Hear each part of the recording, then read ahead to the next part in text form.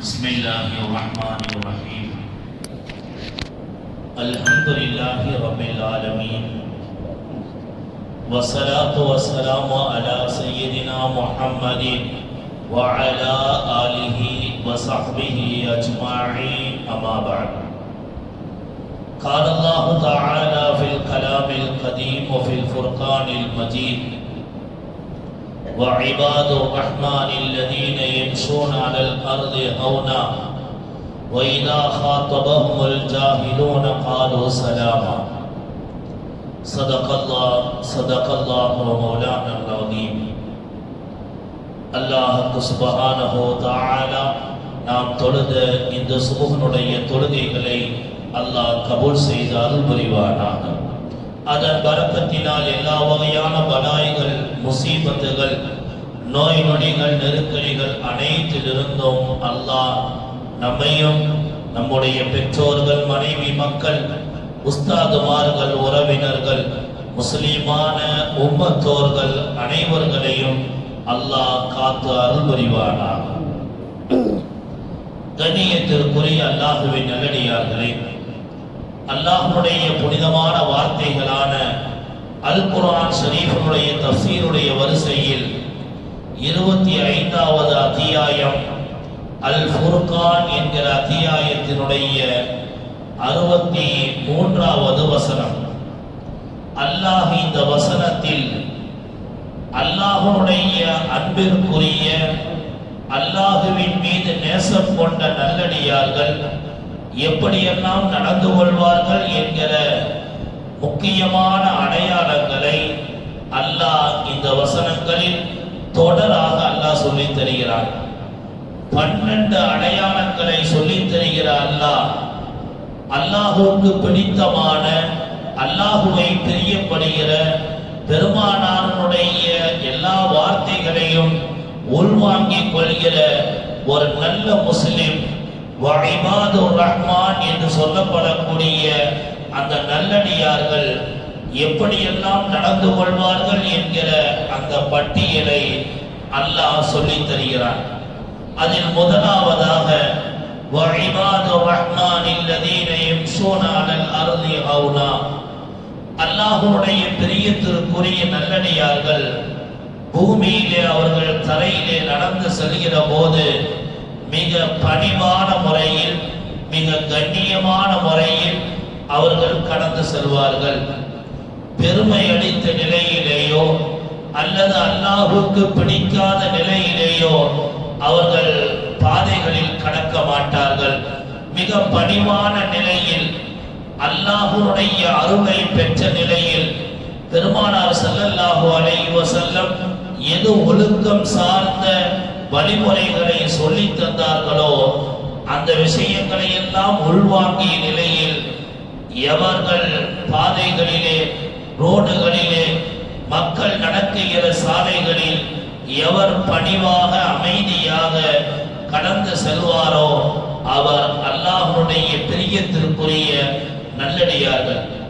இரண்டாவது அடையாளம் வைதா ஹாத்தபஹுல் ஜாஹிலூன காலு சலாமா, ஏதேனும் அறியாதவர்கள், விவரம் தெரியாதவர்கள் தர்க்கத்திற்கு வந்தால், வேண்டுமென்றே சண்டைக்கு வந்தாலோ அல்லது எந்த காரியமாக இருந்தாலும் சரி, உலக ரீதியான காரியமாக இருந்தாலும் சரி அல்லது மார்க்க ரீதியான காரியமாக இருந்தாலும் சரி, யார் தர்க்கம் செய்து தேவையில்லாத விவாதங்கள் செய்வார்களோ அவர்கள் இவர்களிடத்திலே வந்தால் இவர்கள் காலு சலாமா, சலாம் சொல்லிவிட்டு நல்லடியார்கள் நகர்ந்து விடுவார்கள்.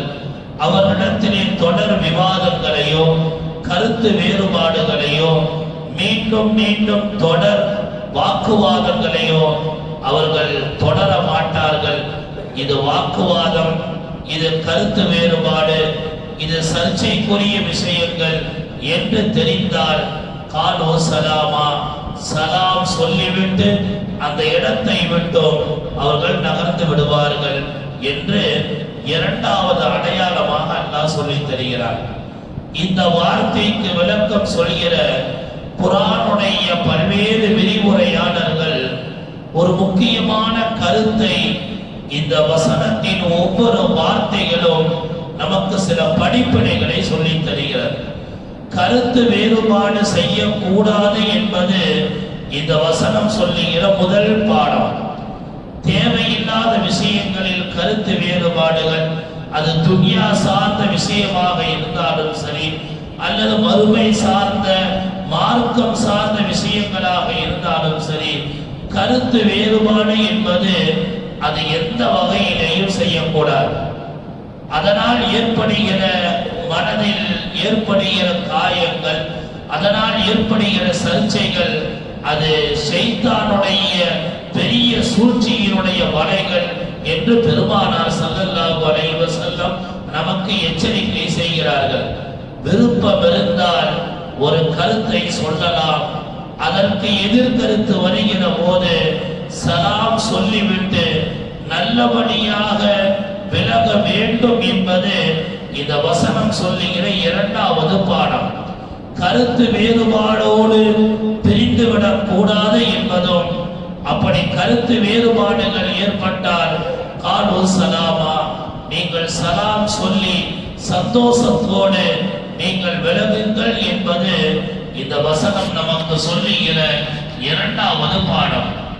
பெருமானார் ஸல்லல்லாஹு அலைஹி வஸல்லம் லைலத்துல் கத்ர் என்கிற மிக பரக்கத்தான 1000 மாதங்களை விட மிக சிறந்த ஒரு இரவை அறிவிப்பதற்காக வேண்டி சஹாபாக்களிடம் வந்தபோது 2 சஹாபாக்கள் தர்கித்துக் கொண்டிருந்தார்கள்.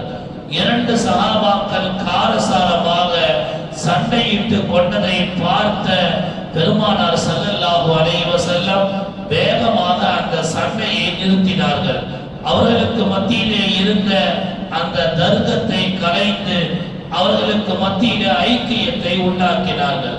அதற்கு பின்னால் பெருமானார் ஸல்லல்லாஹு அலைஹி வஸல்லம் சஹாபாக்களை நோக்கி சொன்ன முக்கியமான வார்த்தை, நான் லைலத்துல் கத்ரை உங்களுக்கு எந்த இரவு ரமலானுடைய கடைசி 10 ஒற்றைப்படை இரவுகளில் அது எந்த இரவு என்று சொல்வதற்கு நான் வந்தேன்.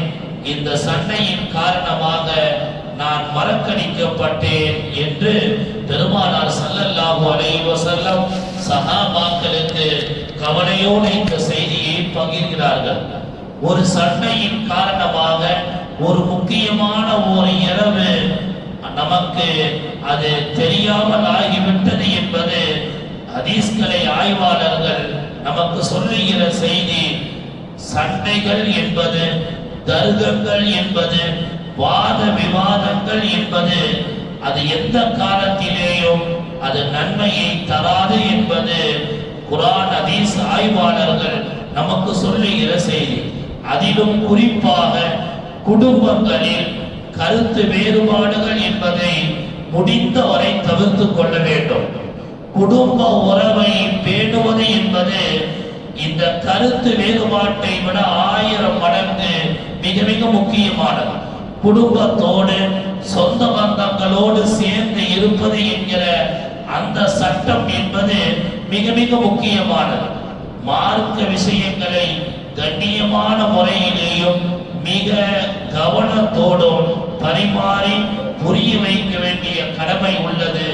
அதே நேரத்தில் கருத்து வேறுபாடுகளினால் எந்த விதமான குடும்பத்தினுடைய சண்டைகளோ சிரமங்களோ சலாம் சொல்லாத நிலைகளோ ஒருவரை ஒருவர் பேசாத நிலைகளோ உருவாக கூடாது என்பது மார்க்கம் சொல்லித் தருகிற மிக முக்கியமான விஷயம். அல்லாஹ்வுடைய சிறப்புக்குரிய நல்லடியார்கள் அது போன்ற நேரங்களில் சலாம் சொல்லி சந்தோஷத்தோடு பிரிவார்கள் என்பது குர்ஆன் சொல்லித் தருகிற வார்த்தை.